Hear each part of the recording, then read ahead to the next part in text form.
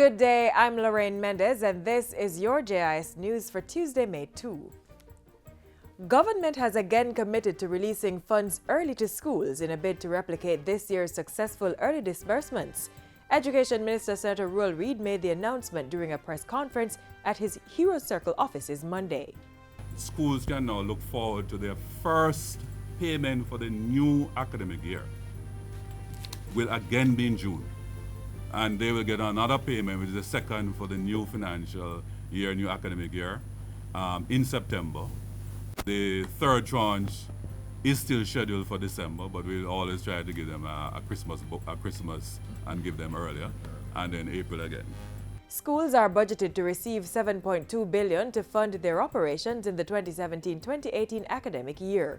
$1.32 billion will go to secondary schools, while an additional $259 million will be provided for infant, primary, all-age and junior high schools. And just over $1.76 billion has been set aside for the PATH feeding program to provide meals for the entire school week. Minister Reid is urging schools to discuss requested contributions with parents so that the amount can be approved by the ministry. He is also reminding school administrators to include insurance coverage for students in their budgets. In the meantime, the Education Minister has announced a number of exam preparation strategies to improve results under the Grade 4 literacy and numeracy tests. The measures are in response to a decline in the national average for literacy and numeracy at the Grade 4 level. Among them, standardized assessments through mock exams to uncover weaknesses and provide intervention, capacity building for teachers, and student support activities. Additional strategies that focus on system-wide performance of our students include mock examination for grade 4 and grade 6 students, mock exams for students in 100 secondary schools in key areas of mathematics, English language, and the sciences. Results are used to guide teachers in final preparation of students. Providing direct specialist support to 100 secondary schools with performances in mathematics and English language at the C6 level below 50%. And after a 5-year hiatus, the Grade 4 literacy and numeracy test results will be published in the 2 main newspapers tomorrow. The results will also be available on the ministry's website. In other education news, come September, 35 primary schools will be engaged in a pilot project aimed at implementing a specialist model to the teaching of mathematics and language arts. The portfolio minister says the approach is geared at identifying and addressing challenges at the primary level so that the model can be scaled up throughout the system. Schools in the project will have their principals trained in timetabling, while support will be provided for teachers, parents, and students. Discussions will also be held with teacher education institutions about revising their primary education programs to respond to the changes. Teacher education institutions will also be engaged to support the implementation of additional training opportunities for teachers who will be identified to function as mathematics specialists at the primary level. This is one step in strengthening the link between teacher education institutions and the ministry.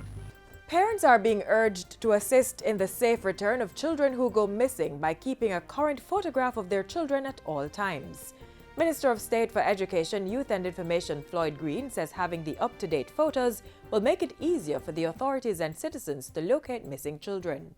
He was speaking at Monday's launch of a partnership between Facebook and the Ananda Alert Secretariat. Through the collaboration, missing children alerts will be automatically uploaded on the pages of Jamaican Facebook users, both locally and in the diaspora. We hope that when the public sees these alerts, that they will take action. That they will not just see the upload, see the picture, and pass it on by. They will call a friend. They will call a neighbor. They will join the search to bring home this missing child. Jamaica's newly appointed top cop has given his commitment to developing a culture of proactive policing that focuses on crime prevention. Commissioner of Police George Quaylo says the strategy will involve significantly boosting the police's resources and capabilities, as well as forging new partnerships and strengthening existing ones. I commit to ensuring that greater attention and resources are focused on the expansion and improvement of our intelligence machinery. I firmly believe that with better and more calculated intelligence, the quest for preventing crime will be enriched and will find expression in more coordinated and successful responses. Mr. Coelho was speaking at his installation as Jamaica's 29th Police Commissioner recently. He said there would be a further review of the National Police College's curriculum to strengthen the messages of professionalism and upholding human rights. National Security Minister Robert Montego, who was at the installation, reaffirmed government support for the police force by committing to work closely with the new commissioner. As together, we will work to determine and implement the most effective and efficient ways to curb crime, build back public trust in the force, and fight corruption. And finally, the Ministry of National Security is in the process of hiring 20 lawyers to assist with case management across police divisions. Minister Robert Montego says one lawyer has already been engaged at the St. James Police Division. Each police division will be assigned one lawyer to help with the preparation of case files and to assist police officers if they are required at Indicom. Minister Montego was making his contribution to the sectoral debate in Parliament recently. And that's it for JIS News Today. I'm Lorraine Mendez. Thank you for watching.